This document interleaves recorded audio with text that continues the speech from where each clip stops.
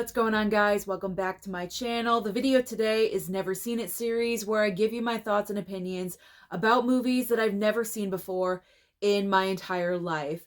Do I love them? Do I hate them? But most importantly, do I recommend them to you? Now, I have not done a Never Seen It video in a little bit, and that is because in the month of December, I pretty much watched all Christmas films that I've seen over and over again. So there was no need to film this video in January, but we are back. We are back strong with Never Seen It because I have a stack of biopics and true stories that I cannot wait to share with you. So I am starting off with The Post, starring Meryl Streep, Tom Hanks, and directed by Steven Spielberg. Now, pretty much, if you've never seen The Post, this movie is all about freedom of the press. Meryl Streep's character in this film is the first female publisher of a newspaper for the Washington Post, and Tom Hanks plays one of her editors. And what's happening in the movie is that government secrets are finally being revealed, like 30 years of government secrets. And the newspapers do want to publish this information. And of course, the government wants to keep it under wraps, but freedom of the press. The press wants to publish this information, obviously, because the American people should and need to know what's happening in our government. So that's pretty much the entire film and what is going on. Solid movie. I enjoyed watching this very much. It was very informative. However, I don't think it's on the Academy Award level. And that's where I get kind of confused, because this movie was nominated for 2 Oscars. One for Best Picture and the other for Meryl Streep for her performance. Now, don't get me wrong. The performances from Tom Hanks and Meryl Streep are solid. I mean, they are 2 of our most legendary actors that we have right now. They're always good. Very rarely do they turn in a horrible performance, but there's really nothing about these performances that scream Oscar-winning or nominated performances. So the reason why Meryl Streep was nominated really just kind of baffles me. I feel like they just needed a 5th person to nominate, and the Academy thought, well, Meryl put out a movie this year. Let's just nominate her because she's just so good in everything. I mean, I'm not dogging her performance. I'm not saying it's bad. It's just average, in my opinion. But that's very difficult because with Meryl Streep, she's just so good in everything. So, I don't know. Maybe it's just me. Comment down below if you've seen this movie, if you agree. And it's kind of baffling to me why this film was nominated for Best Picture. I mean, it's a good movie, and I enjoyed how it informed me, but Best Picture? I don't think it's that good. So I'm just a little bit confused about those nominations, but other than that, I did enjoy the film. And I would recommend that you watch that, either if you own it or you want to stream it somewhere. If you're curious about the film, I do recommend that you watch it. All right, now let's move on to the brand new 4K of Friday Night Lights.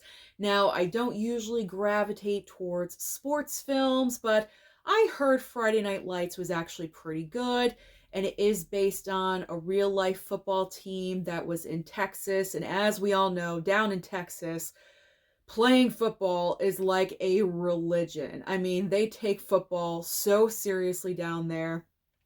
I respect it. I get it. I understand it.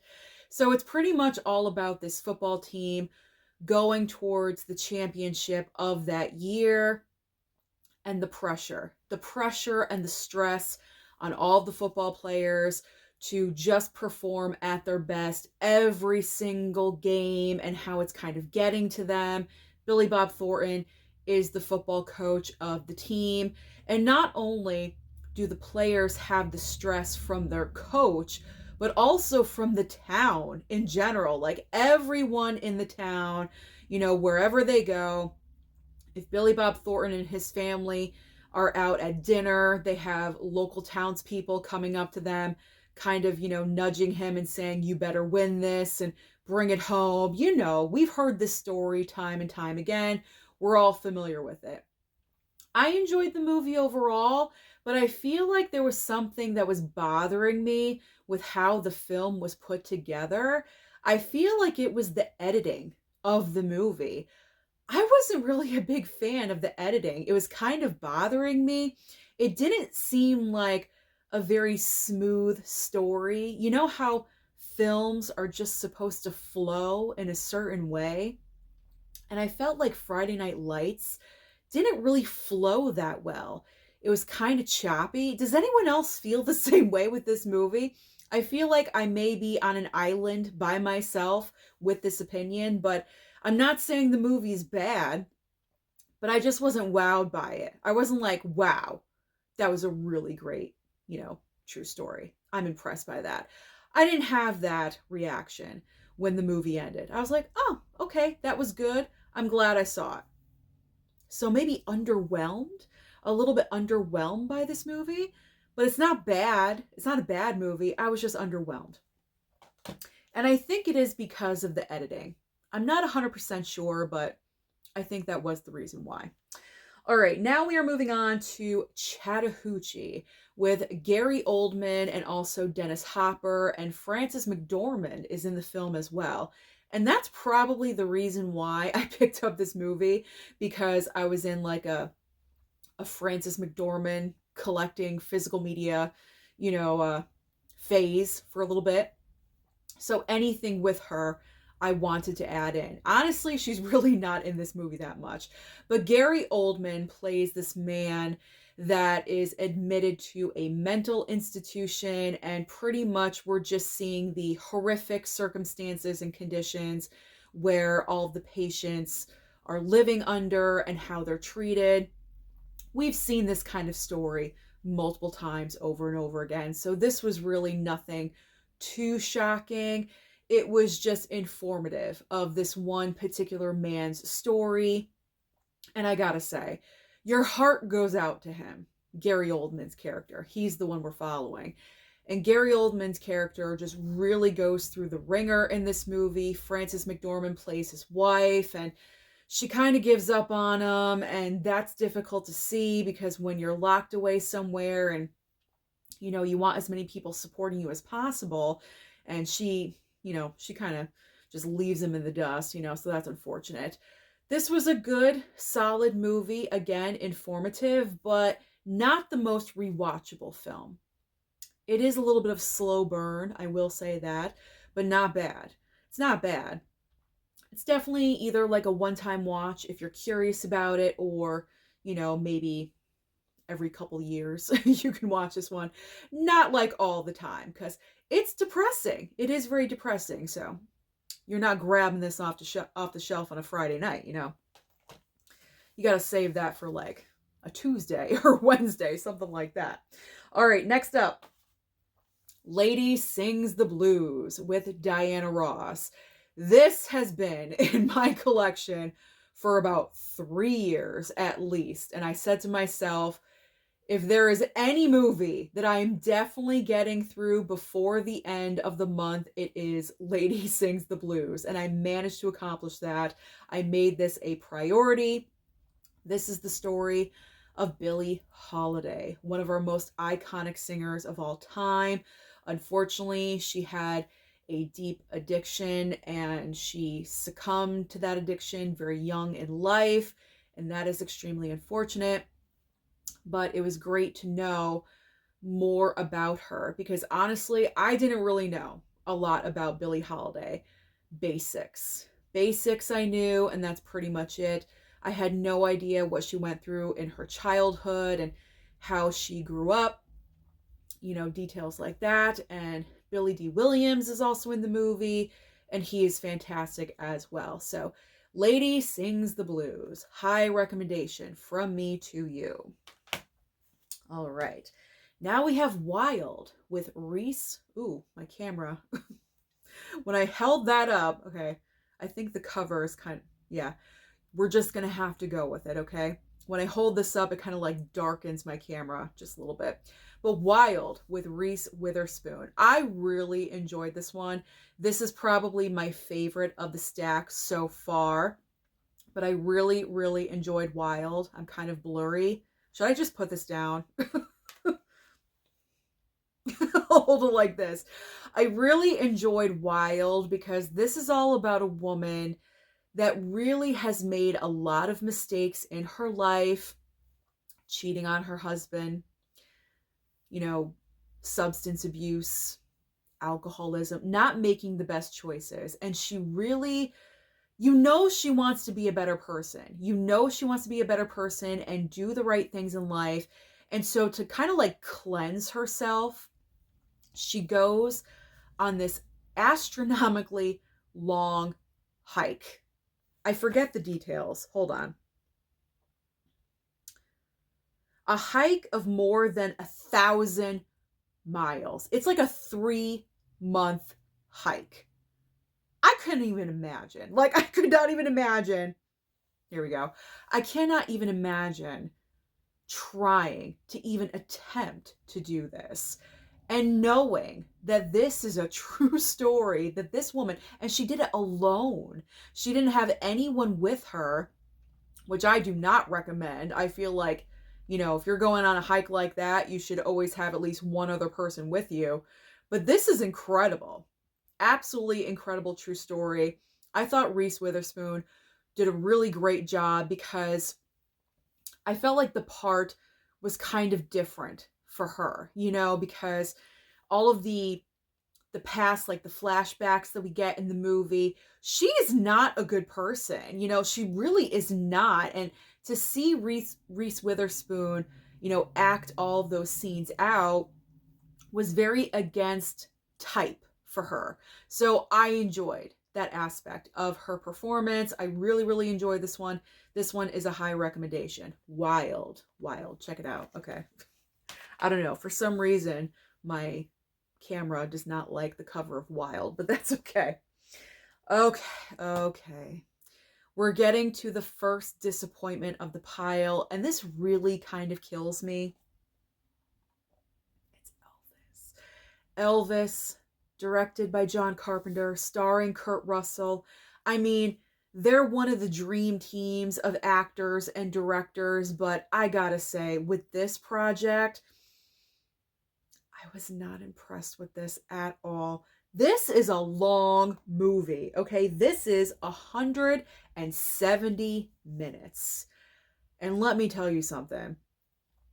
By the time you get to the end of this movie, you feel like you've only gone through half of Elvis's life because John Carpenter focuses on the very beginning of Elvis's life way too much. He focuses in on like high school and playing at like the high school talent show, and that's like a half hour to 45 minutes, and it's too much. It really, really, really is too much.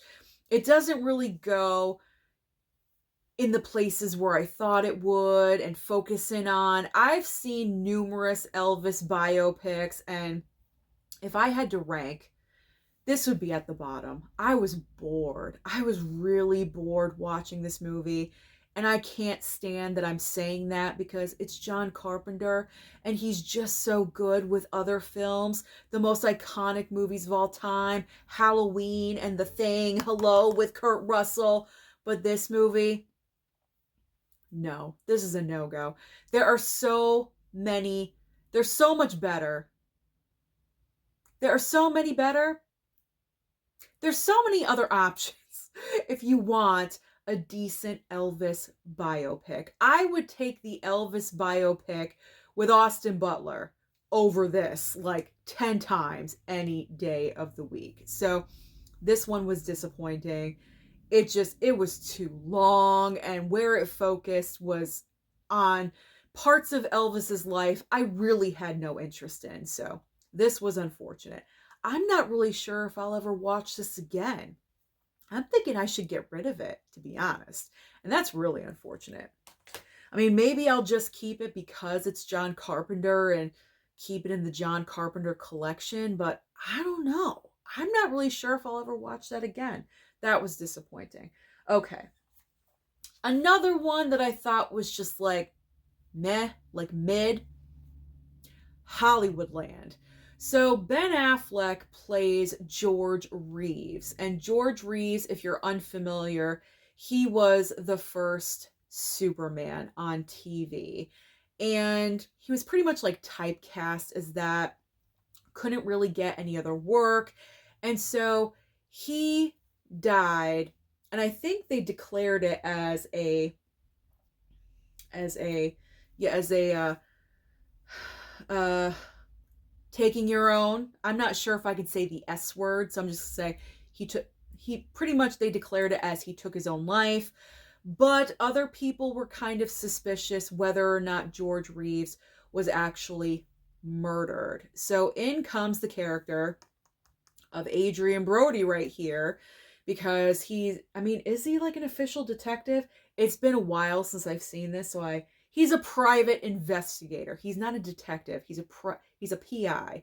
So Adrian Brody comes in as a PI, trying to figure out whether he did this himself or was he actually murdered. And I honestly was not overly impressed with this movie either. I was hyped for this one. I thought this film was going to be like, super good, and I was just really hyped up for it for some reason. I don't know why, but I was. But I don't know. I just thought it was just okay. Just all right. Wasn't really that big of a deal to me. Diane Lane is in here as George Reeves', girlfriend, but not really, because she's married to someone else, so she's having an affair with, Ben Affleck's character. Like, whatever. It was just all right. I would have to watch it again to make like a final decision, like yay or nay, like do I keep this or not. But you don't have to see this. You don't have to. You can skip that one. It was just all right.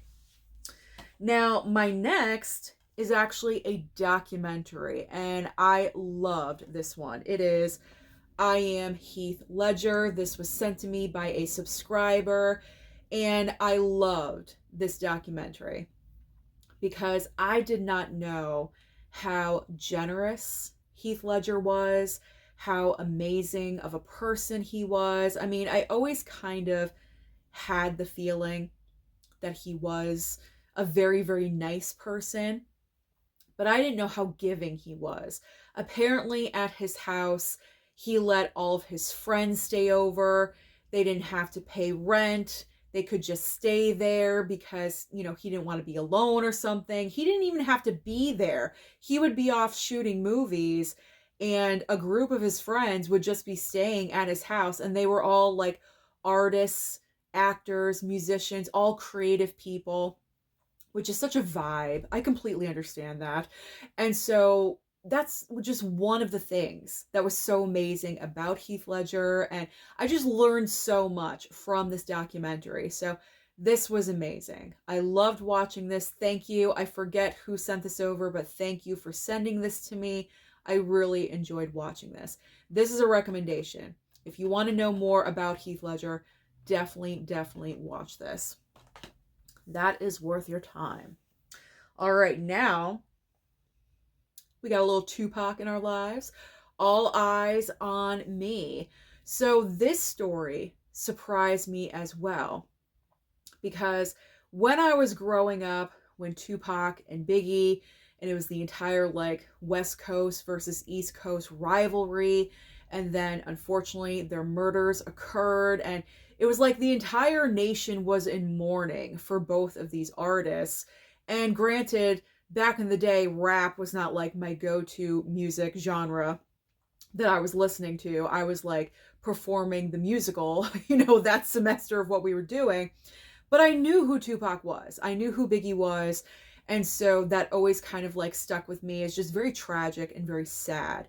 But I didn't know anything about Tupac. I didn't know his history, where he came from, anything like that. So this movie right here just really enlightened me to a whole lot about his life, how talented he was, everything that he accomplished. Like when the movie ends, it listed all of Tupac's amazing accomplishments, and he was like still in his 20s when he passed away. Like, it's absolutely incredible and amazing. So I love, as I've said before, I love when biopics and true stories just really inform me about the person. And All Eyes on Me definitely did that. And the actor that plays Tupac, so good. He did a great job, totally embodied him, even really looked like him in some moments. It was kind of creepy. Great film, great biopic, high recommendation as well. All Eyes on Me. All right. You know what that look means. All right. It's not totally bad, but I don't know. I kind of just expected, I don't know what I expected. I think I expected something different, something a little bit more. I don't know. I thought this movie was just okay. Okay, average. You have Jim Carrey playing Andy Kaufman. And I was not totally familiar with Andy Kaufman either. I knew he was a comedian, very different kind of comedian back in the day. The whole, Mighty Mouse thing with the with the record player, whatever it was. I knew, bits and pieces about Andy Kaufman. He was on Taxi. I knew that much. But other than that, I was unfamiliar. And the whole like wrestling thing, I knew about that as well. So I knew a decent amount, but not like intimate details about his life. I definitely think that Jim Carrey did his research. When it came to Andy Kaufman, I think Jim Carrey's performance itself is really strong, but the movie is not. So here's a case where the performer is stronger than the movie as a whole. So this one was just okay to me. Again, I don't really know what I was expecting or what I was missing with this one, but it just didn't overly impress me. Of course, I will watch it again in the future, but a little bit of disappointment here. And the beginning takes like a little bit to get going. And of course, that is like the Andy Kaufman-ness of him and him as a character. There we go. But I don't know. Like the beginning, it just takes a little bit to start revving up the movie to get going, and that can be a negative. That can be a negative. So just all right. You don't need to watch this one. You certainly don't have to pick up this one unless you're a major fan of Jim Carrey, of Andy Kaufman, then put it into your collection, but you don't need to have it if you're unfamiliar. You don't have to have that one. All right. Respect with, I was going to say Aretha Franklin, with Jennifer Hudson playing Aretha Franklin. It would be a miracle if it was with Aretha Franklin because she's no longer with us. Okay, but this is the entire true story of Aretha Franklin played by Jennifer Hudson. I thought Jennifer Hudson did a really nice job portraying Aretha Franklin. Even her like dialect, like her way of speaking, I could tell Jennifer Hudson did have to work on that. And I thought that was a nice detail that she did capture for Aretha Franklin. And again, informing me about Aretha Franklin's backstory. Of course, I know the broad story of Aretha Franklin and her songs and everything, but I did not realize a lot that she went through in her past, her very tumultuous past. So this is a solid biopic. Underrated. I would say underrated because when this came out in theaters, I think it was really glossed over. No one really paid attention to it, which is a shame because Aretha Franklin is one of our most iconic singers of all time, and she deserves a little bit more respect, people. I know that's corny, but I just went with it. So watch this one. Give it a chance. It deserves it. God, corny moments. I have corny moments all the time. Okay. This one. Oh my God. I was so disappointed with this movie. I was so excited when I found this 4K brand new at Bull Moose with the Steelbook crew. and it's been sitting in my collection for like about a year. And so this was one of the first movies I picked for biopic month, and man, I was just disappointed with this movie. I don't know what Oliver Stone was thinking, because this movie like solely focuses on Jim Morrison and how he just messed everything up, and how he was just, constantly doing drugs and constantly messed up, and like it didn't really give anything else. It starts off well. Don't get me wrong. The movie starts off well. We get to know Jim Morrison, and he's like in college, I believe, right at the beginning. He meets Meg Ryan's character and instantly falls in love with her and says, you're going to be my girlfriend. And she's like, okay, like, all right. Hey, back in the day, that's how it was. And then formed his band. He was trying to figure out where he wanted to go, because he knew he was artistic, and he tried like making a movie, and I think he tried like drawing or painting or something, but that didn't work. But music, he really, really enjoyed music. And so he created a band. Him and classmates created a band together.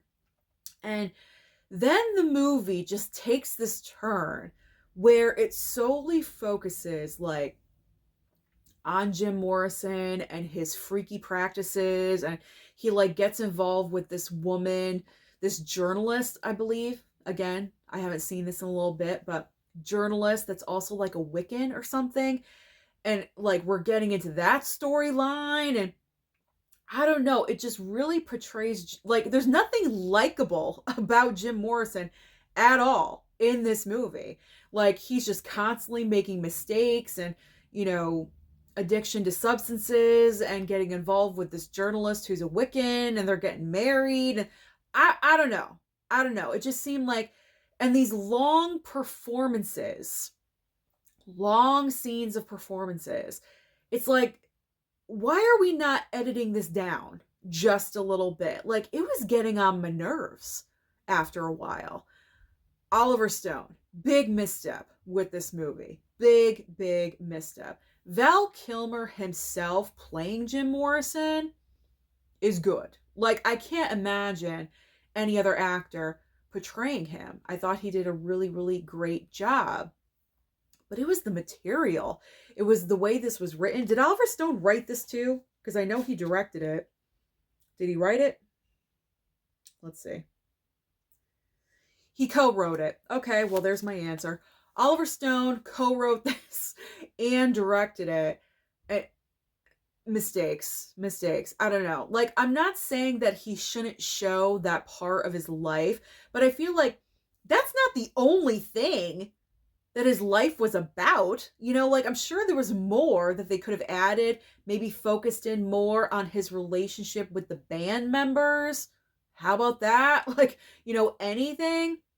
But it just solely focused on him and how he was a mess up, like, all the time. So that's what I did not like. I was not impressed with this movie. I was extremely, extremely disappointed. You don't need this. You don't need this. If you're curious, stream it if it's on streaming, but if not, okay, like, just put it down.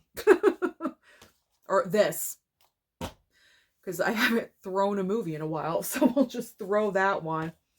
Honestly, I'm not even sure if I'm going to keep it. I don't know. I got to do some thinking. I'm not even sure if I'll watch it again. That's the thing. If I'm not going to watch it, why am I going to keep it? Like, I got to think about it. Okay, next up, another Steven Spielberg historical drama biopic. We got Lincoln. Okay, this one is going to be short and sweet. I fell asleep. I fell asleep during this movie. Not intentional. Not because the movie was boring. I think I was just really, really tired, and I think I fell asleep half hour into it. You thought I was going to say halfway through? No, I think a half hour, and I was out. So I cannot make a judgment about Lincoln. From what I saw, Daniel Day-Lewis, wow, like, incredible as Lincoln. He looks the part, the way he sounds, everything. I was believing it, but I knocked out. So that's no reflection on the film. but I did want to bring it up because I did post about it. I said I was going to watch it. I tried and I failed. I failed miserably with Lincoln. So that has to go back into the never seen it pile. Maybe for like Steven Spielberg month or something like that, I will rewatch Lincoln. Okay. 127 Hours starring James Franco. This one, this is a story that, like, this is why I personally, as a human being, I play it safe. Like, I don't go off and get myself into crazy circumstances because you never know. You never know what's going to happen to you. And this is the perfect example of this. So James Franco plays, I forget his name, Aaron. His name is Aaron. James Franco plays Aaron, and he is hiking alone, which you should never do. You should never hike alone. Like I said with Wild, you should be with someone. Well, in a case like this, you should also have someone with you, because what ends up happening is that Aaron falls in between, like, two, he just falls into like this, crack. And what happens is that his hand gets caught / crushed by this, like, rock right in the middle. It like falls down. When he falls, the rock falls too. And the way he falls, his hand is up against the rock wall, and the rock itself falls right there. And so he's trapped. He's trapped. No one is there to save him. No one is around. Like, it's a ghost town. Like, no one is there. So he is trapped for days and days and days. And this is all about him surviving, number one, but also his mental sanity is in severe question because he has nothing to eat. He barely has anything to drink. And so he has to ration out his water. And this is just an incredible true story because I cannot imagine surviving. There is no way I would be able to do what he did in this movie to survive. If you've seen 127 Hours, you know. Okay, that's all I'm going to say. That's all I'm going to do. I don't want to say it in case you haven't seen it, but I couldn't do it. I could not do. No. I can't even. Like, when it got to that part, Mama Blu-ray and I, we covered our faces because it's, I can't imagine. I mean, if I was in that circumstance, I don't know. I honestly don't know. I want to say that I would, but I don't know because I'm a chicken when it comes to that stuff. I'm not really sure if I'd be able to do it or not, but he did, and that's an amazing thing. And he survived because of it. So kudos to Aaron for surviving. But man, wow, what a true story. And about 90 minutes, which is great. Not too long. It's like 97 minutes or 94 minutes. That's a perfect runtime. Because a lot of these biopics and true stories are like 2.5 hours. And I'm like, oh my God, I'm sleeping, like with Lincoln. You know what I'm saying? So this was great. Perfect watch. Entertaining. Edge of your seat. Recommend. 127 Hours. You got to have a little bit of a stomach for it, but that's okay. All right. So now we are down to the worst of the worst, people. The worst. I saved the worst for last. And you know what? Technically, this isn't even a biopic or a true story. I thought it was because the location existed, and also the character that Mike Myers right here is playing is an actual character, but the storyline itself that's happening with like Ryan Phillippe, Salma Hayek, Neve Campbell, and like other characters, that is not true. That is made up. But this is all about Studio 54 back in its heyday. That was the nightclub in New York City that you wanted to be at every single night as a celebrity or, as a regular person, but you had to have connections to get in there or look a certain way. I don't know. But Mike Myers, what's his name that he plays? Oh my gosh. I think it's Steve something. Anyway, he plays the owner of Studio 54, and he's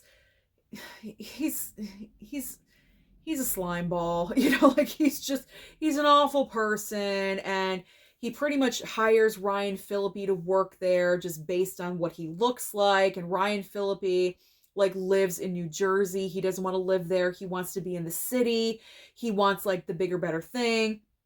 And so he wants to work at Studio 54 because he thinks that maybe it would open up opportunities for him. I don't know. And then he becomes friends with Salma Hayek and her husband, Breckin Meyer. He was in Clueless and things like that. Like, it's not even believable that they're a couple. Okay, like, I don't know. I didn't really believe it. But this entire movie, what I did not like, I did not see the point of this film. Literally, it did not have a distinguished plot line.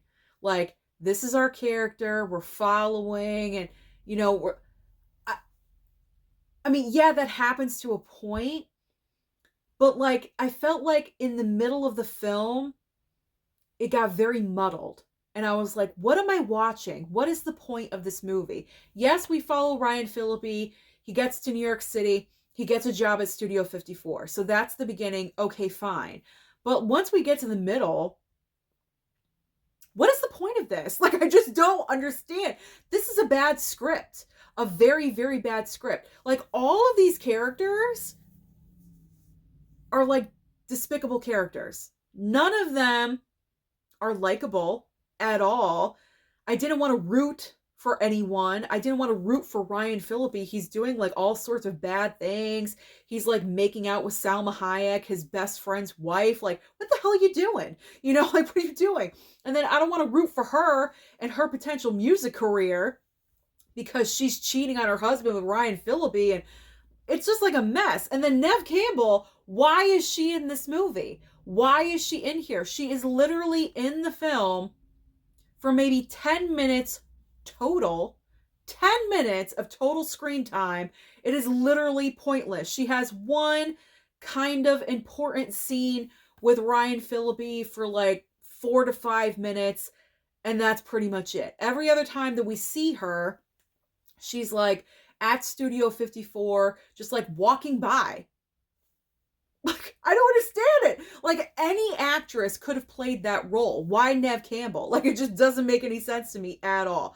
I did not like this movie. I'm getting rid of this movie. I am not keeping this.